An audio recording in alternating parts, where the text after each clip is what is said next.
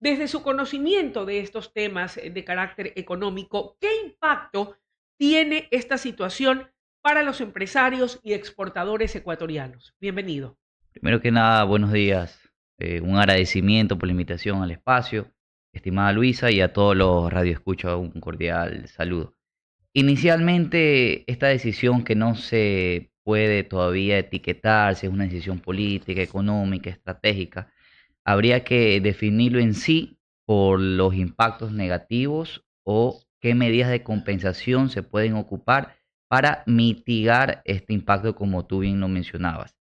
En todo caso, en la parte macroeconómica, creería yo que Ecuador, que tiene una estrategia sólida y sobre todo transversal, se evidencia claramente el enfoque estratégico que tiene. Es decir, existen primero diversos acuerdos, como el acuerdo multipartes con la Unión Europea, también tenemos el acuerdo recíproco con Estados Unidos, el Tratado de Libre Comercio que cada vez se consolida aún más con China, y ahora que estamos entrando en nuevos acuerdos como Corea del Sur y Emiratos Árabes. Entonces, fácilmente podríamos decir que si bien nos debilitamos por un sector, que es las relaciones comerciales con Colombia, por otro lado estamos ganando y de una u otra forma podríamos decir que se está compensando a nivel de cifras macroeconómicas. Si ya nos vamos a productos específicos, Colombia, que es un aliado importante en la parte de medicinas, pues el acuerdo multipartes con la Unión Europea también nos permite importar medicinas, hablando de aranceles, que estaban más o menos las medicinas y los insumos médicos de más o menos 1.50% de aranceles, hoy entran con un 0.35 en promedio, con proyección a que el 2027 entren con arancel cero, porque estos acuerdos en su mayoría son progresivos. Ahora, ¿qué impacto hay a nivel local, ya fuera de los índices macroeconómicos? Fuera de las cifras en sí.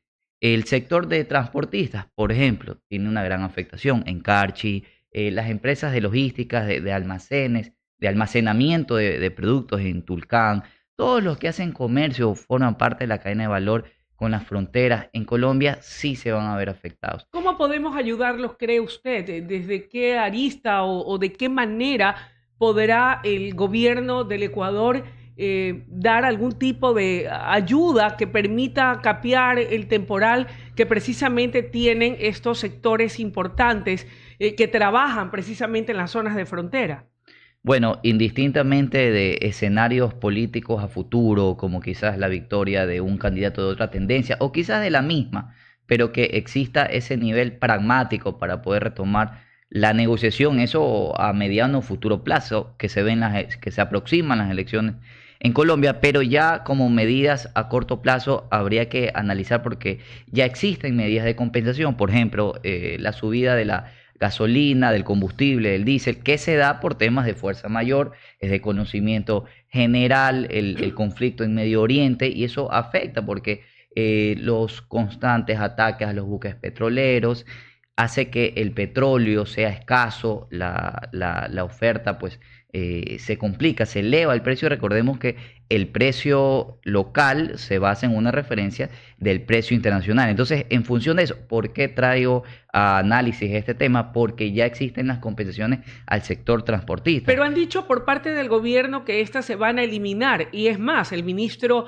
Luque ha señalado que ante las demandas del sector de los transportistas en el país, la decisión de dar algún tipo de compensaciones o elevar el precio de los pasajes para de alguna manera contrarrestar la eliminación del subsidio al diésel es de potestad de cada uno de los gobiernos municipales. Bueno, ya eso entra en un contexto legal, qué competencias se pueden otorgar de acuerdo al COATAT, que entiendo que es la normativa que regula esta estructura de competencias, pero hoy existen todavía compensaciones que sí se están beneficiando el sector transportista y una de ellas es hasta recursos en efectivo de acuerdo a la facturación de sus consumos en gasolina. Entonces, a lo que quería llegar es que ya existen compensaciones. Habría que determinar qué nuevas compensaciones se pueden establecer para que el sector no tenga el Ese sector impacto. transportista no tenga ese impacto, que se traduce en un impacto también al consumo local, a la vida No cotidiana de cree las Fernando personas. que en ese contexto tal vez, más allá de que, déjeme decirle que a título personal estoy convencida de que el Estado ecuatoriano no podía seguir cargando con ese peso del subsidio a los combustibles y sobre todo cuando al final quienes terminan favoreciéndose son aquellos que no lo necesitan, pero el sector del transporte que ofrece un servicio al colectivo ciudadano y sobre todo a la gente más pobre, ¿no nos llevaría esto a pensar que tal vez se debió focalizar en casos como por ejemplo el del transporte y no aplicar estas compensaciones para luego decir, bueno, ahora aquí que vean cada uno de los municipios qué hacen con los transportistas? ¿No cree que debió, al tomarse la decisión de eliminar el subsidio, más bien focalizar a qué sectores sí debía mantenérseles ese subsidio y no carta abierta como había venido sucediendo, siendo una carga muy pesada para el Estado? Eliminando la posibilidad de tener recursos para atender a la salud, para atender a la educación o a la inversión. Bueno, en sí las compensaciones que se han venido dando han tenido un impacto o un enfoque, para mi criterio, focalizado. De hecho, es un subsidio focalizado. Antes, más bien, teníamos un subsidio generalizado, totalmente abierto. Hoy es un subsidio realmente focalizado con las compensaciones del sector transportista, que tiene dos líneas, que es la del transporte, el comercio, y también la del traslado de los productos alimenticios.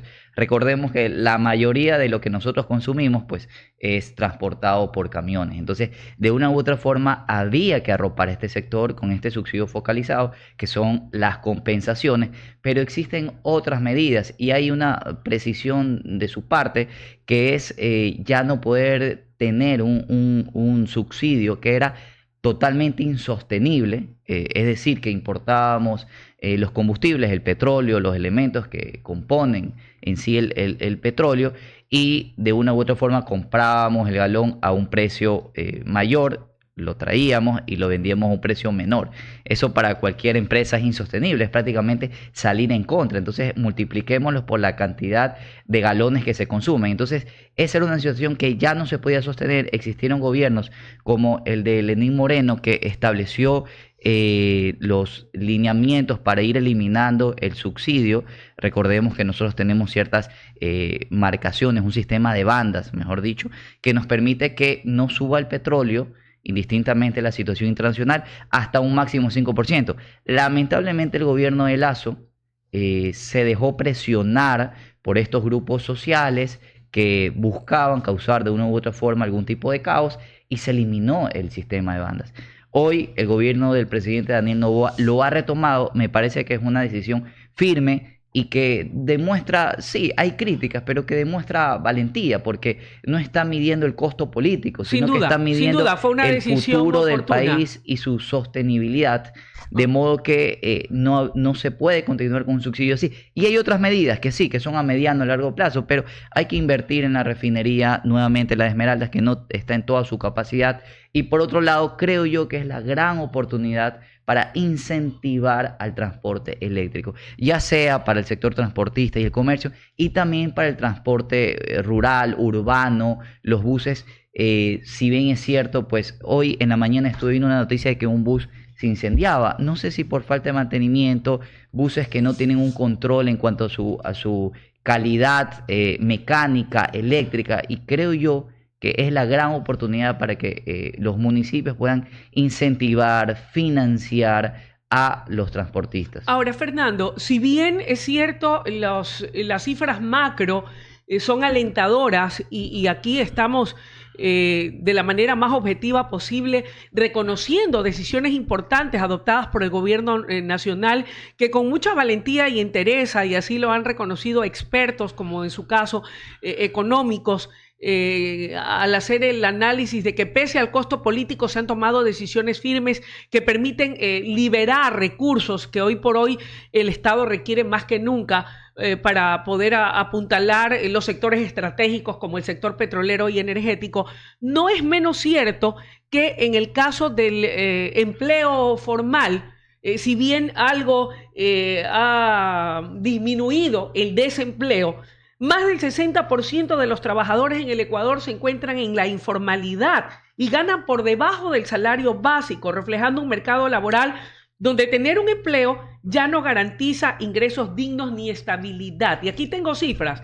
Apenas 3.2 millones de personas tienen empleo formal con un pago o un retorno mínimo más de trabajo de al menos 8 horas. Pero 5.2 millones se encuentran en la informalidad y cerca de 273,000 personas están en el desempleo. Es decir, 6 de cada 10 personas en capacidad de trabajar tienen empleos precarios o no tienen ninguna actividad laboral. ¿Cómo compensar y lograr que se terminen este tipo de distorsiones? Porque yo no soy economista, aquí el experto en esos temas es usted, pero el sentido común me dice que el verdadero crecimiento de un país, más allá de la importancia de las cifras macroeconómicas, es que un país crece cuando hay un buen nivel de empleabilidad formal. Es a partir de ese punto desde donde se deriva un crecimiento sostenible y real. ¿Es posible lograrlo? ¿Cómo lo hacemos? Yo considero que todas las aristas que maneja un gobierno están integradas entre sí. Poder dar facilidades, por ejemplo, a nivel de tributos, te reduzco tributos, te reduzco renta aquí a 5 o 10 años con tal de que aumentes tus plazas laborales, no es una solución estructural, más bien es coyuntural, temporal, porque también podemos facilitar tipos de contratos en los cuales no exista, no regulación, pero que exista facilidad de contratar, que es una medida también un poco coyuntural, porque la empresa accede a este beneficio, contrata, pero una vez que se cambie de gobierno o que no se mantengan las políticas, ese contrato que no tiene una estabilidad, no goza de estabilidad, para ellos es fácil reducir o eliminar esos colaboradores. Y esto ya ha pasado antes. Entonces, las decisiones y las soluciones, lamentablemente, son más estructurales y a mediano y largo plazo. Ya lo voy a explicar. Pero inicialmente, ¿qué tenemos? Los acuerdos comerciales. Por ejemplo, con la Unión Europea, no solo en el tema de aranceles, sino también está en inversión extranjera. Y estratégicamente está incentivado para que esos recursos europeos sean invertidos en el sector agroindustrial, que es un sector el cual estamos creciendo y que prácticamente es la base de las exportaciones no petroleras. También está incentivado para el sector manufacturero, que va de la mano, y también para las energías renovables, geotérmica, eólica, hidráulica, que justamente está relacionado a la situación energética del país, que también está relacionado a su vez con el tema del petróleo, que también lo usamos para producir energía. Hay que también tener en consideración esto. Entonces, miremos cómo estratégicamente estos acuerdos tienen un incentivo que es donde estamos habilitados y buscamos fortalecer. ¿En qué tiempos o plazos vamos a poder verlos materializados en generación de empleo pleno para esos ecuatorianos que están desempleados, que son más de 200,000, de acuerdo a lo que dicen estas estadísticas oficiales tomadas del INEC, o estos 5.2 millones de empleados que están en la informalidad y que ganan mucho menos de un salario básico? Yo creería que en unos 6 meses a un año, año y medio se van a ver vistos, evidenciados números más positivos, pero que va a ser progresivo. Y por eso respondía que los resultados reales se van a ver a mediano y largo plazo. Hay un tema, una gestión transversal. Hoy ya estamos hablando de una ley de educación financiera que tiene una relación directa a esto. Yo escuché a una asambleísta, y lo digo con absoluto respeto, que mencionaba que esta ley no era favorable porque los pobres no tienen que administrar. Y eso es absolutamente falso, porque la ley de educación financiera, primero, son conceptos que promueven la generación de recursos, el ahorro, la planificación y la inversión. Ahora, ¿por qué traigo este tema dentro de este análisis? Porque uno de los temas de la educación financiera, que no solo va a culturalizar en el manejo de un crédito, en el manejo de los productos financieros, sino porque también busca que los emprendedores de una u otra forma puedan formalizarse. Y a que yo voy, dentro de todo lo que es un sílabus, contenidos de la educación financiera, está la formalidad. Entonces, por un lado, sí, los empleos formales escasean, pero también tenemos un nicho que no ha sido considerado o que dentro de los análisis nunca están presentes, que es el sector emprendedor. En nuestra vida cotidiana, usted, aquí los que conforman el programa, seguramente harán compras por plataformas digitales, cuenta de Instagram, ropa, comida, diversidad de productos. Entonces, un gobierno para poder brindar incentivos, bonos, créditos, capacitaciones, necesita primero identificarlos. Entonces, ¿cómo vamos a poder identificar si la mayoría de estos emprendimientos únicamente tienen una cuenta en Instagram, en TikTok, en Facebook, cuando lo realmente importante es que se constituyan bajo una modalidad SaaS, que es sumamente rápida, que entiendan estos procesos, que se busca que no sean burocráticos, que perdamos el miedo al SRI, porque en gobiernos anteriores se creó esta conciencia de que el SRI es un ente perseguidor del emprendedor. Entonces, el gobierno trabaja en que cambie esta percepción. Entonces, la ley de educación financiera también aborda esos temas. Constitución de empresas, formalidad, SRI. Cuando existe esta formalidad, hay acceso al crédito y un gobierno puede otorgar mayores beneficios. Entonces, el tema de empleabilidad también pasa por un apoyo gubernamental hacia el sector emprendedor. Estimado Fernando, a propósito de que usted ha tocado el asunto del SRI, de lo que usted conoce, porque seguramente tendrá información privilegiada de acceso como buen estudioso que es de estos temas, hay denuncias y quejas ciudadanas respecto de que la devolución del IVA, sobre todo de los adultos mayores, al menos no se concreta con la celeridad y la rapidez que muchos quisieran. Y se lo digo porque como comunicadora, pues la gente que me conoce o me escriben por redes o por interno o conocidos, doña Luisa, cuando entreviste a algún funcionario, pregúntele cuándo mismo van a devolver el IVA, la devolución del IVA de los adultos mayores. ¿Por qué pasa esta demora o esta dilación? ¿Es algún problema de flujo? Porque yo coincido con usted en la importancia de controlar la evasión tributaria, porque bajo ningún concepto se puede permitir o entender que un Estado pueda tener recursos para atender los palpitantes problemas del país si no combate la evasión tributaria. Pero así con la misma rigurosidad con la que se controla la evasión tributaria, hay adultos mayores que seguramente nos están escuchando que esperan con ansias la devolución de ese IVA porque seguramente tienen urgentes y apremiantes necesidades. ¿Por dónde pasa el problema, cree usted? Bueno, darle una respuesta contundente no podría darlo porque no formo parte de la institución. De hecho, yo no formo parte de ninguna institución del gobierno, pero sí tengo una percepción ciudadana que me permite dar un criterio. ¿Cómo no? Y voy a primero a poner un ejemplo, la aduana. Se exige que se controlen las cargas, las exportaciones, las importaciones, porque es de conocimiento público pues que el narcotráfico se integra en todo lo que es la red de comercio exterior, en los procesos, en la cadena de valor. Pero mayor control exige más tiempo. Probablemente una institución como el SRI, que está promoviendo mayores controles para la lucha contra la evasión de impuestos, por ejemplo, incluye o necesita de más tiempo para poder controlar y dar resultados. Probablemente sea uno de los motivos. Por otros lados, no podemos descartar que todavía existan ciertos niveles de incompetencia o casos de corrupción, que los debe de haber, porque solucionar institucionalmente un país que por muchos años ha sido corrupto, solucionarlo de la noche a la mañana es sumamente complicado. Y uno de esos ejemplos también es lo del CNEL. Tras varios años, vimos hace poco en las noticias cómo era una institución que se desfalcaba, se autodesfalcaba, porque genera una complicación económica interna en la institución como tal y por consiguiente a la ciudadanía. Incluso este dirigente de los trabajadores que al irse se sacó toda la plata del colectivo de los trabajadores de CNEL. Eso fue algo espeluznante, por decirlo menos. Bueno, todos los caminos judiciales creo que tienen que agotarse para determinar cuáles son las consecuencias y las gravedades de las faltas que hayan cometido tanto personas externas, colaboradores, pero a lo que quiero llegar es que también siguen existiendo casos de corrupción que hay que denunciarlos, que hay que exponerlos y que evidentemente el gobierno sabrá qué gestiones realizar. Pero créame que la lucha contra la corrupción es algo no solo de aquí a mañana, sino es algo de mediano, largo plazo y que gobierno tras gobierno tendrá que enfrentarlo.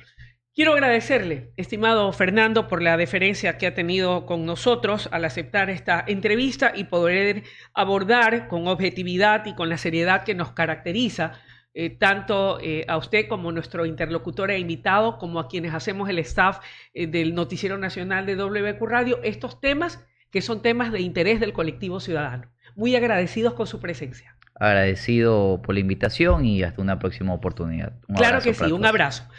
Fernando Altamirano, máster en Administración de Empresas, presente esta mañana haciendo un análisis de estos temas de coyuntura el día de hoy, lunes 4 de mayo, arrancando la semana, amables oyentes y televidentes. Y de esta manera ponemos punto final a la presente entrega informativa, agradeciéndoles su amable atención y sintonía, invitándoles a que sigan con nosotros. Ya viene Marca Sport y por supuesto